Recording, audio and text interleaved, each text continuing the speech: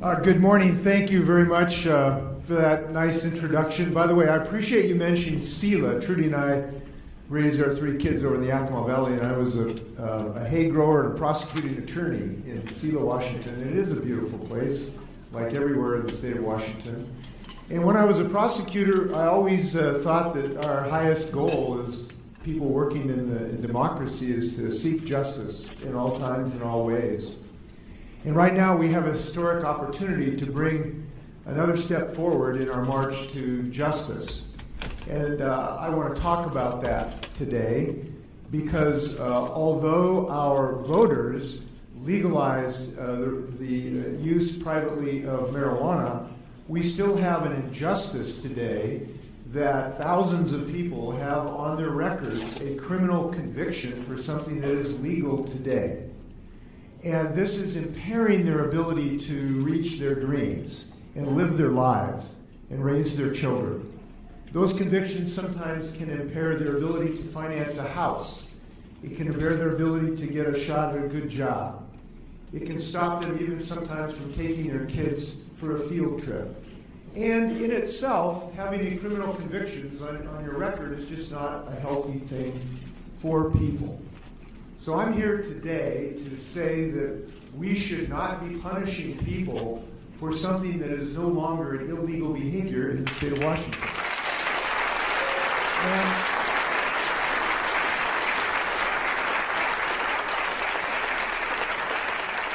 And it is time to end marijuana injustice in the state of Washington. And it is the right thing to do because a simple possession conviction 20 years ago should not be a life sentence for a Washingtonian. So accordingly, today I'm announcing my Marijuana Justice Initiative, in which case we will free people from those convictions as something that is no longer illegal for simple possession in the state of Washington.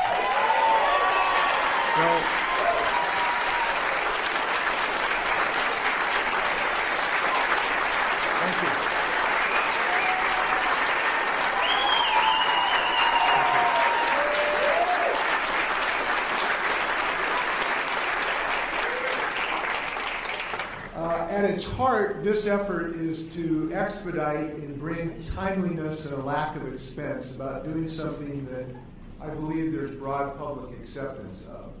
So starting this morning, this is how our process is going to work.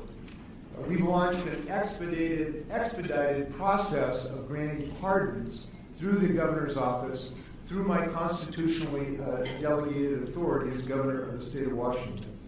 And essentially, if you had a simple possession marijuana conviction on your record going back to 1998, you'll be able to use this expedited process. You won't need a lawyer to fill out this petition. You just need to fill out this petition. You won't need to go to court. You won't need to wait months in response. You'll simply need to go to our online process and fill out a short form. And if you meet the simple criteria, which is that this is your only misdemeanor conviction, and it happened under Washington state law, I will pardon the simple marijuana possession from your record, and it will be removed. My office will direct.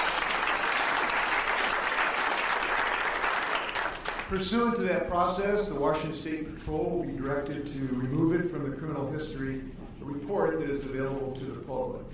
Now, this is going to clear the conviction from the public database for people for all purposes, financing a home, getting a job, going on a field trip, for all those purposes. Now, I don't have the authority, if you are asked specifically, were you ever convicted of a crime, you probably have to say yes, but you can then say, but it is removed, it is pardoned, it has no legal effect, which is true when I issue a pardon. So I think this is going to help people with their lives move forward. Our state is always moving forward. We move forward in so many different ways to bring justice to our community. And we have led the nation, and I'm so proud of Washington, that we have led the nation to a more just and verdant world where people can lead their lives in peace and dignity and security and freedom. And this is essentially a freedom issue from something that is no longer should be impeding our ability to grow as people in the state of Washington. So you can go online right now from your phone to governor.wa.gov/marijuana justice. and that's governor.wa.gov/marijuana justice, to exercise this new right.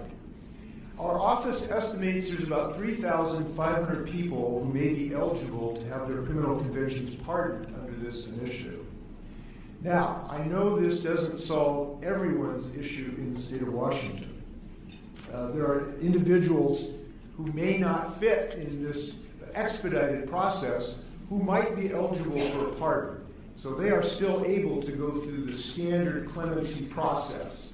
So if you have 2 possession convictions for marijuana, you might be able to use the standard clemency process, and that will still be available to people. Now, I'm not the only person who's been working on this. I want to thank Representative Joe Fitzgibbon for his leadership today. Joe, thanks for leading on this effort. There Joe is. Thanks, Joe. Joe is leading to have legislation on this subject, and that is useful because my pardon authority only applies to state convictions. There are still municipal convictions on people's records, and I encourage people to look at Joe's legislation in that regard. Joe has been such a bold leader on so many things. He's going to pass all of our climate change initiatives this well, too. And Joe, thanks for your hard work that you're doing. So today is a day to celebrate a step forward on our march to justice. I know this is not the only issue that we're working on together. We're going to be working on our making sure that our marijuana products are tested for pesticides. We're working on issues for...